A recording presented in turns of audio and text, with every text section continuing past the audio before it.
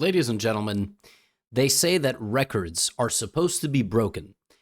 And in the world of chess, they basically get broken every few months, or at the maximum every year. That's because the chess prodigies of the world are getting younger and younger and simply more impressive over time.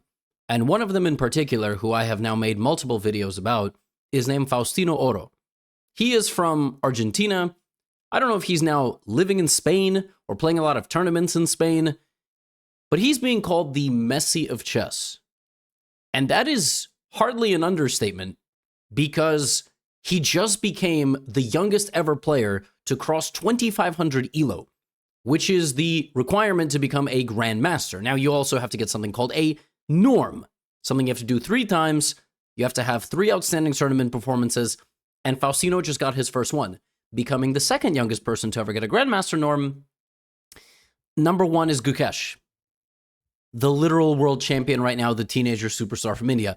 In this video, I'm going to show you some of Faustino's games, show you his playing style, and give you an update about this incredible achievement. This is really sensational. That is not an understatement, and I would love to show you how he did it. He was playing in a tournament in Spain called Legends and Prodigies 2025.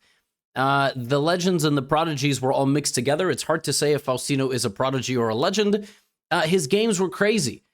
Some of them were outstanding, creative, and dominant. Others were miracles. And that's the thing. For you to win a tournament, he won this tournament with 7.5 out of 9.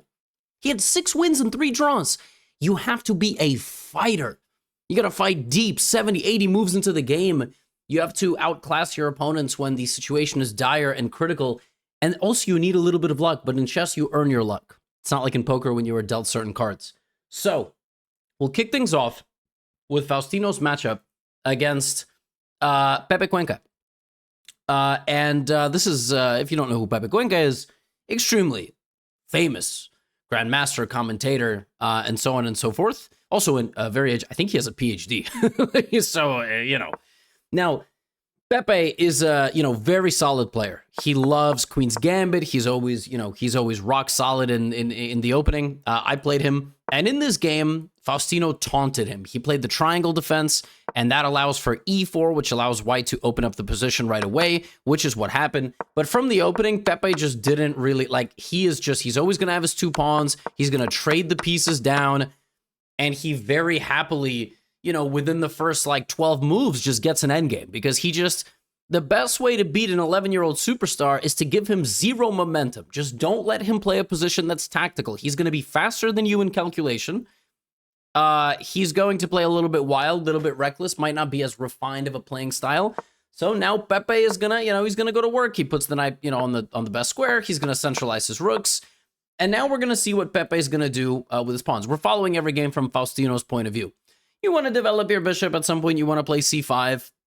You also want to manage your time pretty well. And it's quite clear that Pepe is showing the early, levels. The knight has established a good position.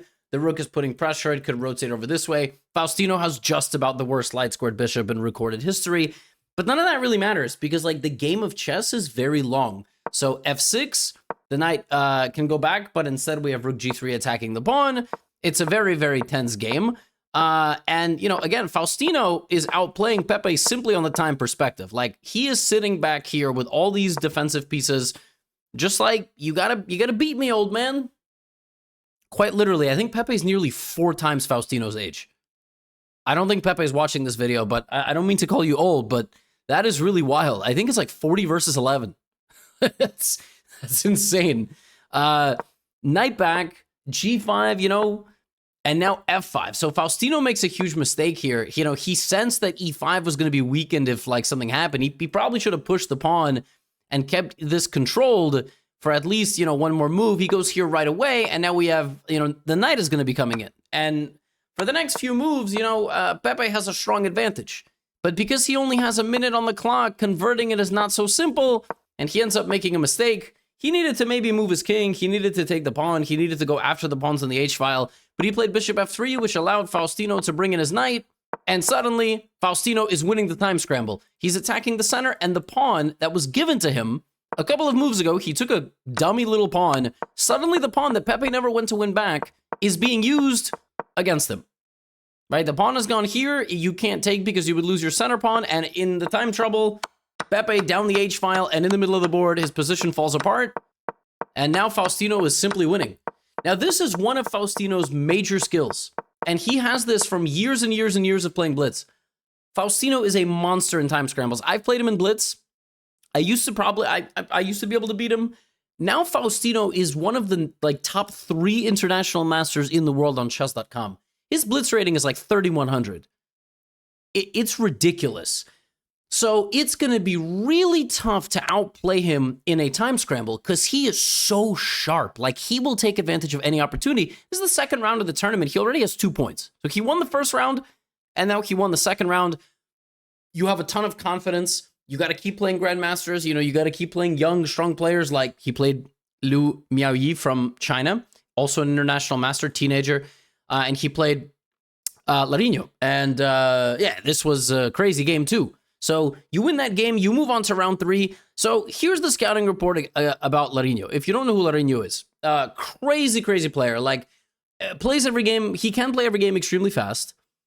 Very creative, loves imbalances, loves crazy games, crazy positions. And yeah, in this game, Larinho plays a French defense, which I actually play in Blitz all the time, which is trading, and then knight to f6, and then this. Doubling the pawns to open up the G file. If you have ever watched me play Blitz, I play positions like this all the time. And then I put my bishop over here, and then I, and then I try to attack white, and white has many setups here. I couldn't believe Larinho played this in a classical game. I was like, wow, I gotta see what happens. So Faustino developed his bishops. Again, game review giving it, bishop e2 is a little passive, but Faustino is like that. He's not going to move his bishop out aggressively. Like, if he can kind of make like a simple set of improving moves, he will. And, he ends up putting the bishop here and puts the knight on e2. He's like a very methodical guy, despite being 11. Like, he's very positional. And that always means you're going to get a prodigy. When you have an 11-year-old that's a positional player and doesn't just rely on crazy tactics, yeah, it's a bad sign for everybody else. So they castle on opposite sides. I mean, you castle like this, it means, white is going to go bananas over here, black is going to go bananas on this side of the board, and probably somebody's going to lose. So we have c3.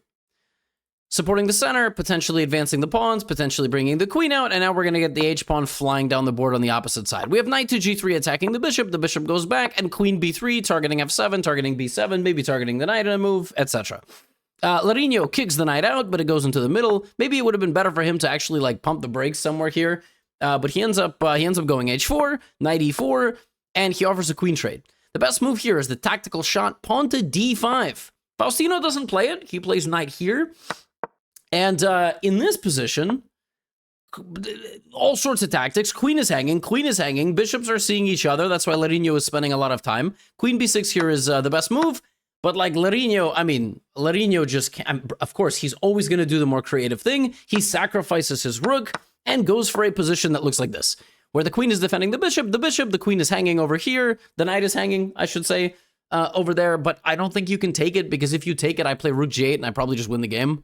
Like, I straight up just checkmate you. So Larinho goes for a crazy kingside attack. Now Faustino has to defend himself with only 15 minutes on the clock. f5, the queen darting from a4 to g4 to g7, completely crazy position. Rook rotating to the middle, bishop c5, you can take it, but then you get pawn forked. So knight c6. Now we have b4 defending the bishop. We have h3, which is somehow a mistake, attacking the king. I mean, that's the entire reason that the pawn was there, right? b5, giving up the bishop is Faustino. Now we have pawn takes c6, queen c6, and this game, queen g2. Looks like a checkmate, but it is not. And this is our endgame. It is bishop and 6 pawns versus rook and 4. Basically, that's the balance, right? So we have the 2 rooks. I mean, it's basically bishop and 2 pawns versus the rook. The only asset that white has is this h-pawn. If that pawn was a g-pawn, if this was here, I would even argue maybe black is playing for advantage. Why?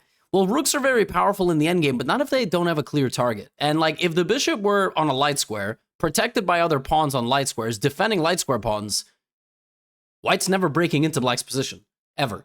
The king is going to come forward slowly. These pawns are just weak. They're not coordinated. But because white has this, it's very tricky. So we have rook g8, king f3.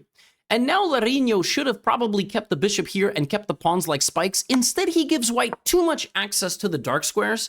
And again, it's kind of a scramble. I mean, time is low. You got to be sharp. King f4. Now the king goes forward. Rook f2, but I have h4. And it's going to come down to who is smarter with their pawns. Is it going to be Larino or is it going to be Faustino? And Faustino doesn't have to think much.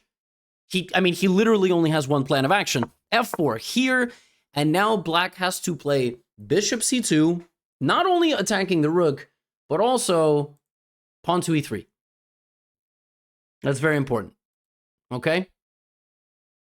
That's very important because the bishop needs to protect this diagonal. All right? And he doesn't do that. He goes here. And he has to do it again, but he goes here. He thinks his pawns are going to win the race.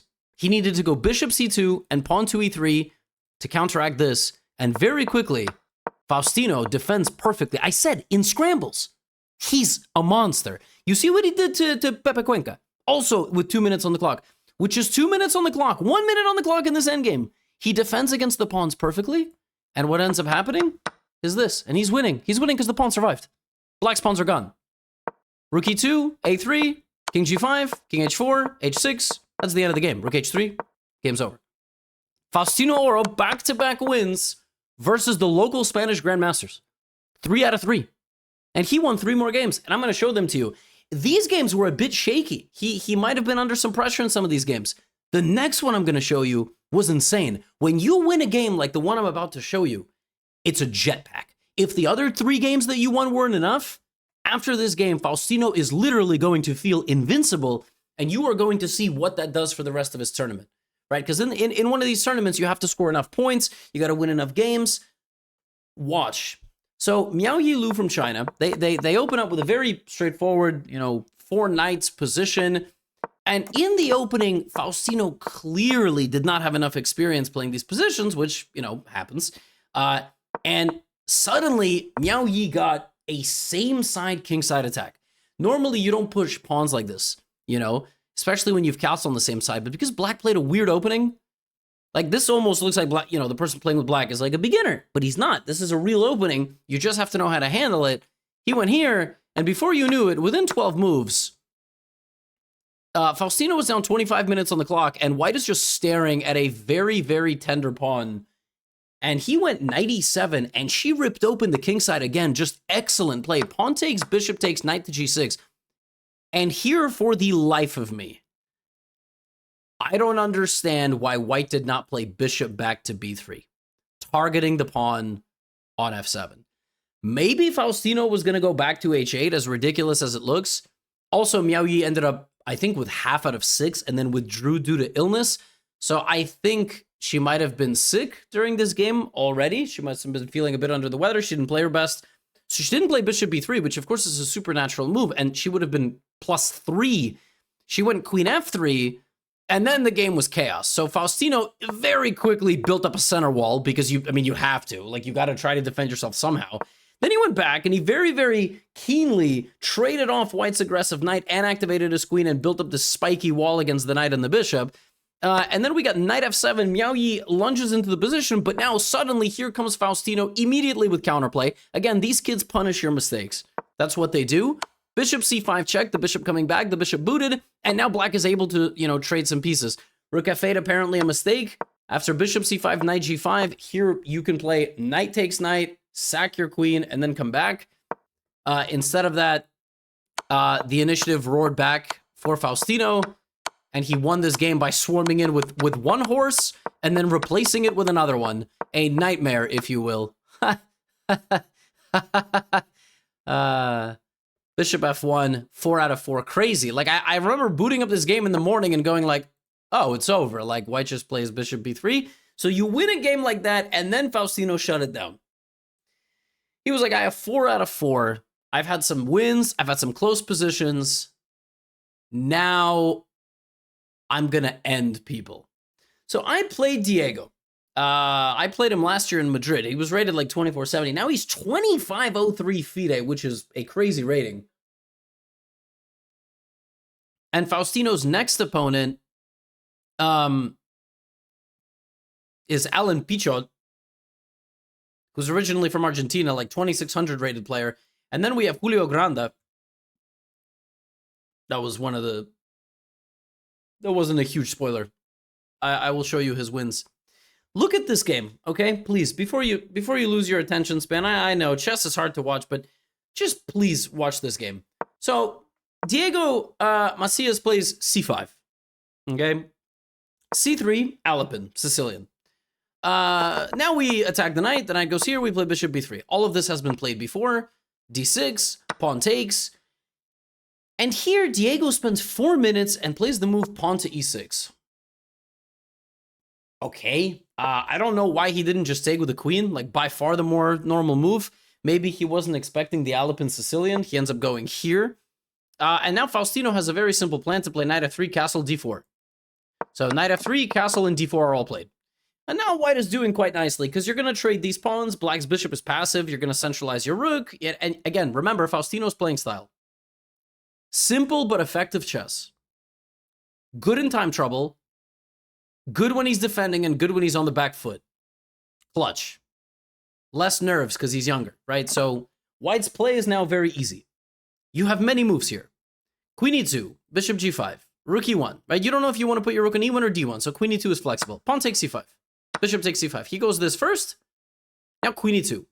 And now very simple ideas. Develop the bishop, put the knight into the middle, and maybe attack the king, centralize the rooks. Maybe bishop c2 to target the pawn. The problem with this opening for black is that in the beginning of the opening, you transfer your knight to the other side of the board. And so ultimately, in this position, the black king is weaker because that knight left him. The knight is supposed to be the piece defending the king. So with that in mind, black needs to be very accurate. And here, Diego should have played queen c7. The idea is to give away the pawn, but then you activate your light squared bishop and you get into the game. And then maybe your knight can go to f4, defend it on c7. Queen b6 is designed to prevent white from moving the queen anywhere, but it gives white a strong initiative. First of all, the bishop comes here. Now we just have ideas to sacrifice. I mean, the bishop staring there, never a good sign. Now we have h6. h6 is a slow move. It's a slow move. It's designed to stop different ideas of a piece coming to the g5 square. It's actually losing by force to the move b4. There's a nice combo here, b4, b5. So you kick out the bishop and the knight, like the bishop goes back, the knight goes, somewhere. And then because the bishop will be there, you can sack and then take. I don't know what Faustino missed or didn't like about the move b4. He ends up going here, which is not the best move. It stops anything from coming here. And clearly the idea is also c4, b4. And I got to tell you, you got to stop b4. Diego didn't. He obviously also didn't like something. And from this point forward, it was all Faustino. So bishop went back. The knight gets kicked out as well. Now we have rook trade. It doesn't matter because that was a piece defending the black king too. Folks, it's just a matter of time. I mean, it really just is a matter of time. Black is still trying to get some counterplay. Like, here even Diego could have played b6, bishop b7. For whatever reason, he decided to play a5, get his own knight kicked out of the position. And Faustino just has all the momentum now, brings the rook. Black is still a move or two away from consolidating, but he's not going to have enough time. c5. You control this 3 times, but it doesn't matter. Because if you take it, I'm jumping in with my knight anyway at the end of the sequence. And I always have ideas like a4, winning this diagonal battle as well. So the bishop took on c5, the knight took. Now Faustino has the bishop pair, rook c1 looking for tactics. And it just takes a couple of more moves. Black doesn't have a move anymore. Black plays bishop d7. Here comes rook d1, a4, bishop a3. All these ideas are on the table. And Faustino's position is simply overwhelming. Queen b6, queen a3 check. The king is kicked around. Kaboom. 1, 2, 3, 4, and maybe even 5 attackers against the king. It was always bound to happen in this game. It was just a matter of time before Faustino broke in. The knight went back to e7. Check out these tactics. Bishop takes, king takes, queen back to a3. The king is straight up mated. Faustino just obliterated this young man who's 2,500 feet. I told you, the wins you get in the beginning of the tournament propel you like no other. He just won another game, and then he beats the final boss, like the final boss of the tournament. Really, I mean, young man from Spain, 2,600 feet. He's from Argentina. Now he represents Spain. Olympic player for the country. I think he's like top 4, top 5 in the country. This was a 96% accuracy win from the 11-year-old, the youngest ever 2,500 rated player. Okay, e4, e5. So in this game, Faustino played a boring opening. He played the 4 knights, bishop b5. And black played the same, and then we had castle, castle. You play like this with white if you're happy with the draw. I mean, there is some venom, and obviously Faustino's just going for very low risk play. Very low risk. But he's obviously happy with the draw. He's already won 5 games. 5. 4. 5? 6? 7? I don't know. But he's won a lot of games.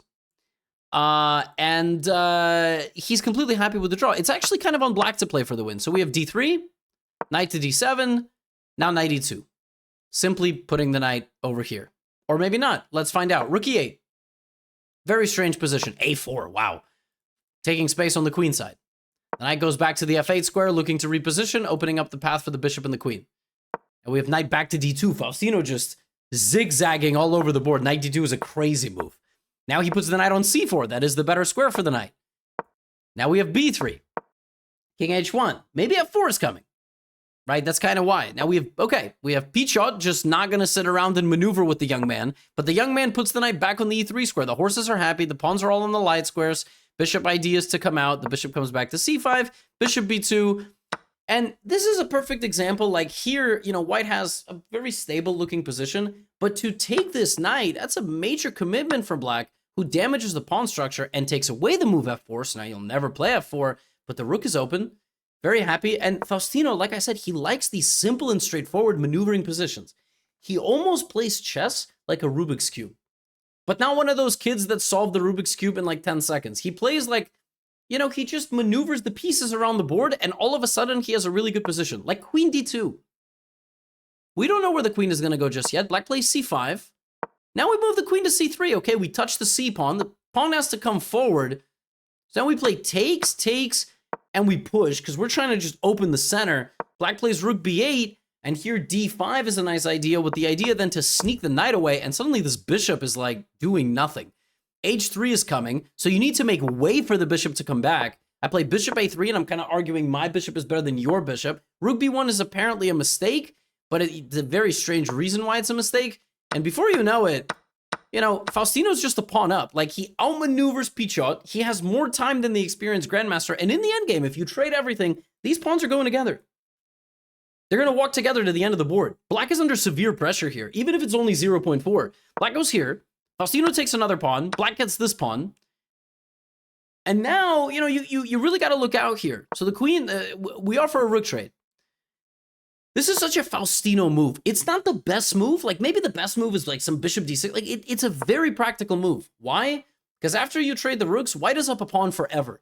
White is going to try to trade these pawns away. Black has no choice here. Black has to trade.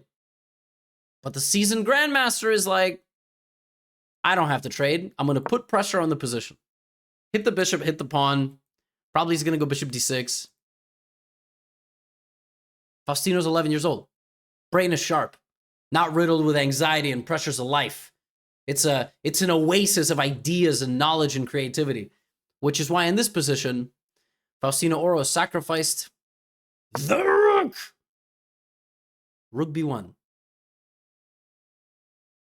He spotted that the bishop is hanging, but the queen is hit, and the back rank is unsafe. And while the bishop is still under attack, it covers the defensive square of f8, so the knight can't come back. You can't take this. And you would think, why is this a brilliant move? The queen's just not going to take. The point is that on this move, you win control of that square, and on this move, there is no stopping this, and I defend the bishop, and I'm going to advance my pawn.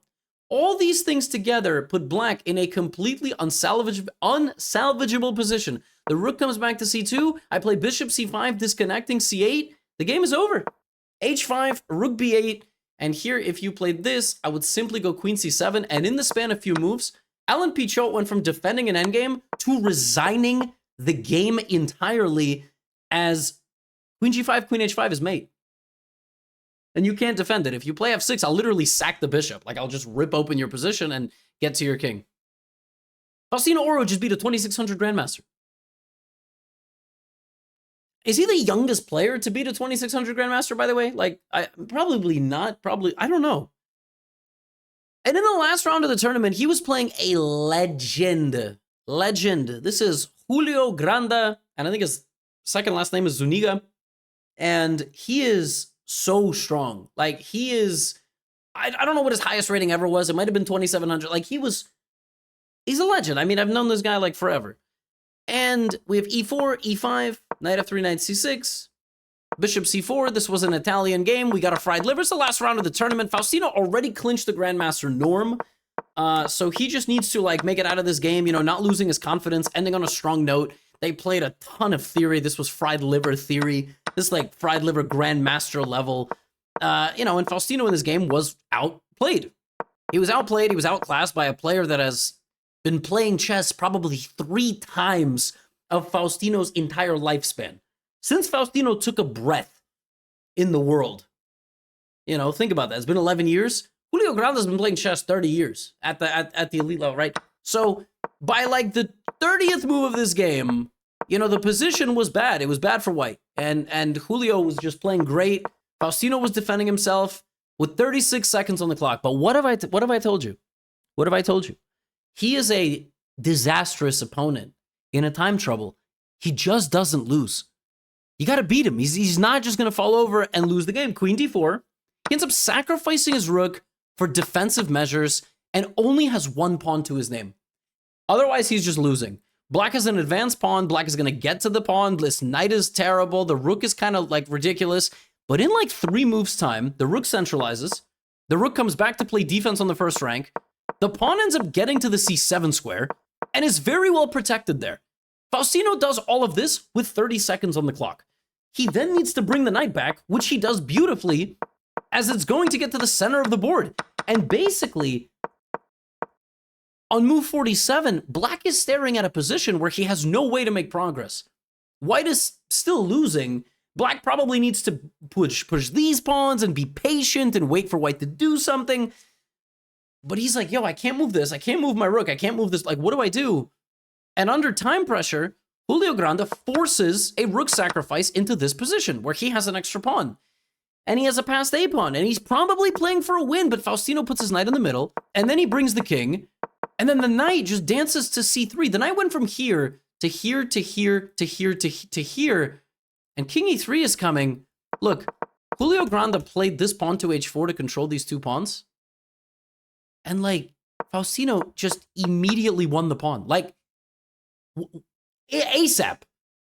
He ends the game without even any material disadvantage. And even though Julio Granda is still pushing and playing for a win, Faustino zips around the other side, sacrifices his rook for the pawn at the last second.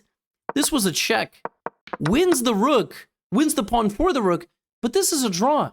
It's a draw because it's 4 pawns versus 2, and it's just a knight. I mean, first of all, king and knight versus king and rook is a draw. So white could lose all the pawns.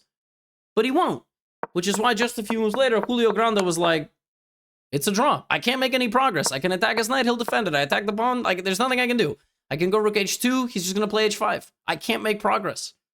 And he offered a draw, and some 75 moves later, Faustino Oro ended the Legends and Prodigies tournament with 7.5 out of 9, a Grandmaster norm, and he's the youngest ever player to cross 2,500 FIDE. He needs 2 more tournament performances at this level to get 2 more norms, and he becomes the youngest Grandmaster of all time. He has some, like, 6 to 8 months, I don't know, maybe something like that to do it, all right? He turns 12, I think, maybe in October. I don't know how many months he has, maybe about 4 or 5 months. He has to play 2 more tournaments. He is on pace to become the youngest Grandmaster of all time. This is crazy. This is really crazy. That's all I have for you today. Get out of here.